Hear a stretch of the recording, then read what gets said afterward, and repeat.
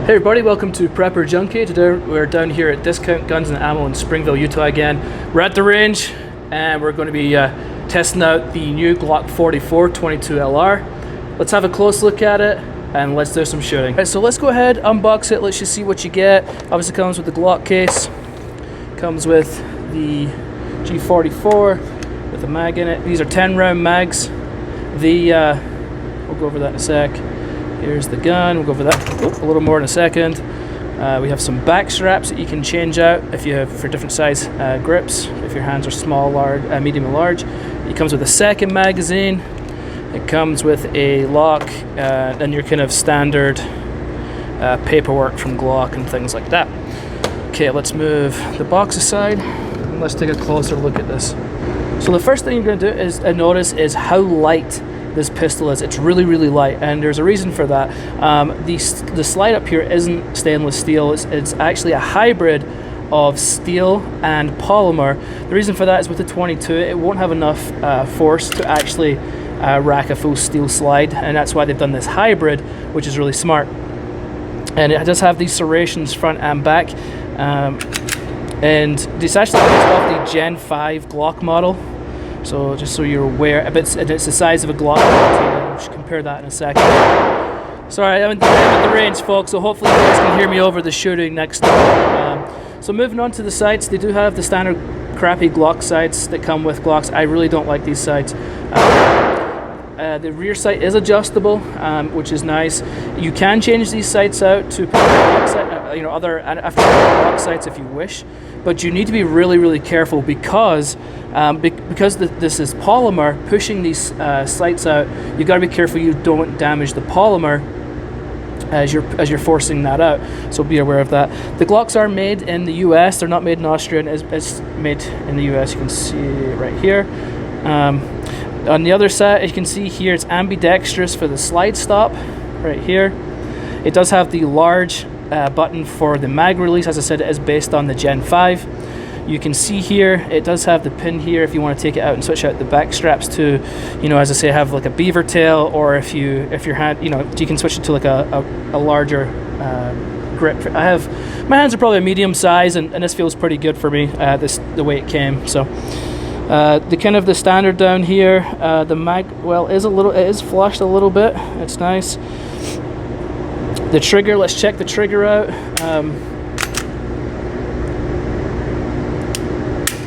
Reset's nice. The brakes it's really what's the word I'm looking for? It's really noticeable. It's loud. It's tactile. You really feel it in your hand and your finger when that goes off. It's a typical Glock trigger. It's nothing to write home about.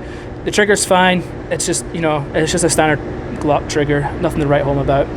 Let's have a look in the internals here. The takedown is the same as any old Glock. So inside you kind of have the standard, guide rod and spring, which everything just kind of, the takedown is standard of any Glock. And then there's your barrel. It's a tiny little barrel. All right, and that's dismantled, and that's the internals there. Again, it's just the same as any old Glock out there for takedown. Put the barrel back in. Put the guide rod back in. Okay, and then just slide it back on as you would. That's it, back together. Okay, looking at the mags. The mags are 10 rounds currently. They do have a little assist here to help you load.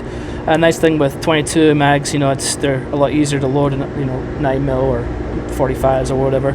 So just 10 round mags for now. The reason they said they've done just 10 rounds is because this is to make it more reliable. I just heard a rumor that they are working on a 15 round mag, but currently you will get two 10 round mags that come with this kit. They are the same size as the G19 mags, and let's just prove that point. So I have my G19 off to the side here. So they are based off of the same mag. So if you own a G19, you can this would be great for training purposes because it's actually, as I said, it's pretty much identical in size. The width is a little, just a tiny bit narrower, I would say, on top for the 22. Obviously, it's a lot lighter, but you can see here, so if you have any holsters for a G19, you know, the G44 will fit them just fine. This is the Gen 3 Glock. Just side. It does have a rail in the front here, so if you want to add a weapon light, you can. This is the Olight Valkyrie, and that goes on just fine. So yep, fits lights just fine. All right, I think we pretty much covered everything here. So let's start getting shooting, folks. All right, so we're gonna do some shooting. This is the first mag that I've shot out of this.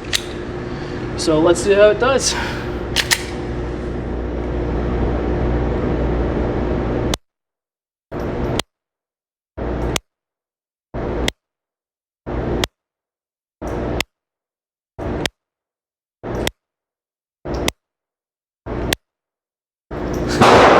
That's ridiculous. That's so much fun. There's like no recoil being a 22.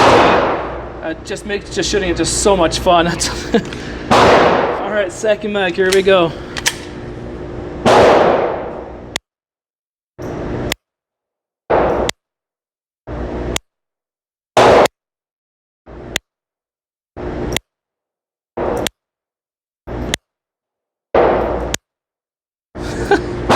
Love it. Alright. Okay, so I'm gonna go and shoot a couple hundred rounds and make sure that everything's okay. So I'll get back to you in just a second. Okay, so we're gonna just go through 2 mags real fast here, see how it handles more kind of rapid fire. Let's check it out. No issues.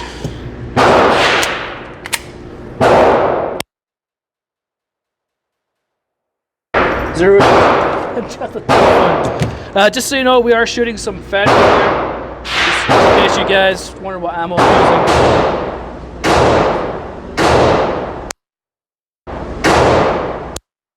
There we go, then.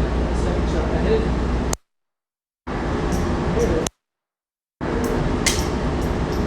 Oh, I think we got our first problem here, folks.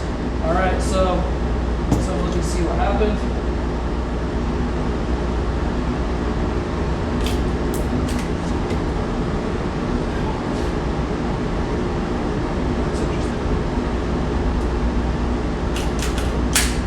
Failure to fire. Let's see if we can get this on camera here.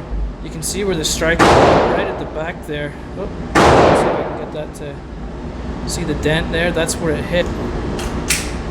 Yeah. One failure to fire.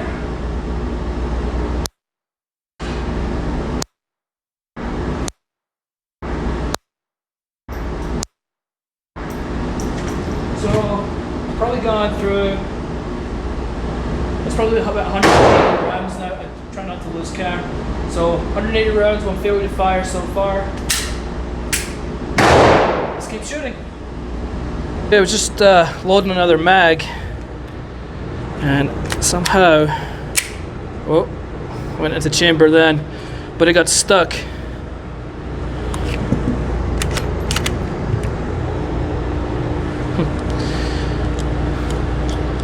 Could have been my fault. Maybe not. There we go. Alright. Weird. Okay, so I just encountered another problem, another failure to fire. So let's have a look and see what's going on this time.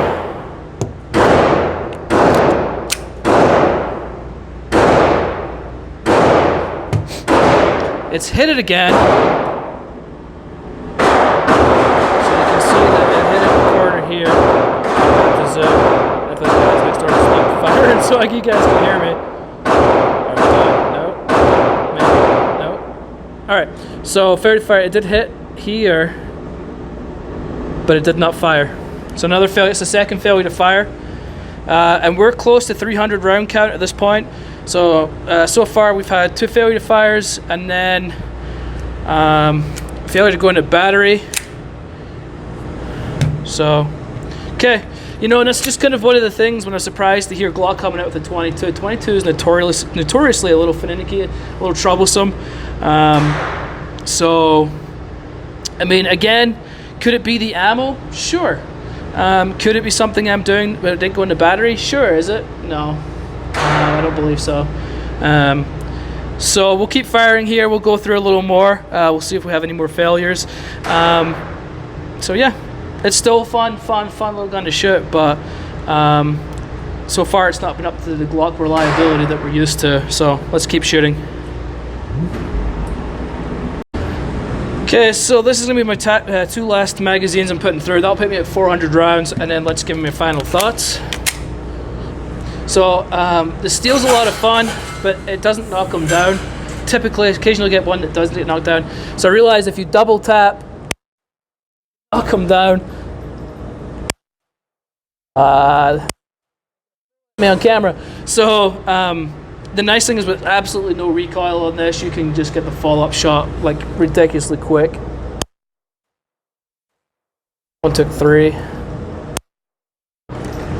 Okay, last mag.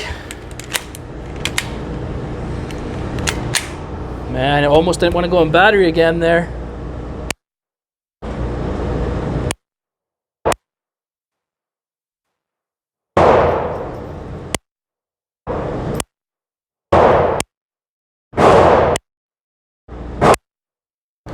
All right.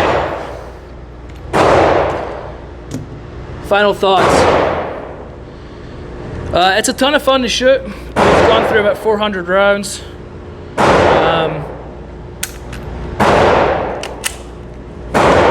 Yeah, a lot of fun to shoot for sure. Follow-up shots are quick, it's light, it's fun. I enjoyed it a lot. I was skeptical because of 22 just not being super reliable, and I feel like I've kind of seen that a little bit with this. As I say, 2 failure to fires, and then 2 failures to go into battery.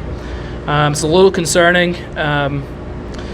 You know, this isn't going to be like a home, for me, isn't going to be a home defense pistol, or it's not going to be a carry gun being a 22. For me personally, I would never carry a 22. For what it is, I think it's great if you want to come to the range and plink. If you're training, if you have a G19 and you're training, use this as a training gun, it's perfect. You can shoot a ton, it's not going to cost you a lot. Everything functions the same as a G19. So for training purposes, it's fantastic. Plinking's so much fun. But just bear in mind, I did have a couple of issues with it, yeah, I mean, still a ton of fun. I still enjoyed it. I'd still take it to range and plink. As I say, it would never be home defense or carry situation. If I'm just plinking at the range, it's definitely a fun toy. I like it a lot for that. Okay, so there we go. If you have any questions, any comments, please leave them below. As always, please hit that subscribe button. It really does help me out, and I really appreciate it. If you're not following me on Twitter and you want to do so, feel free to follow me at Prepper Junkie. I post daily deals there on guns, ammunition from Palmetto, from Brownells, from Botash, from wherever I can find them. So hit me up there also. And I'll put a link in the description where you can buy these. I bought this one for $379. That wasn't including tax and shipping. It was about $379. So that's kind of rough price you're going to see it. So yeah, and I'll put a link in the description for where you can buy it. And that's it. Thanks a lot, everybody. Catch you next time.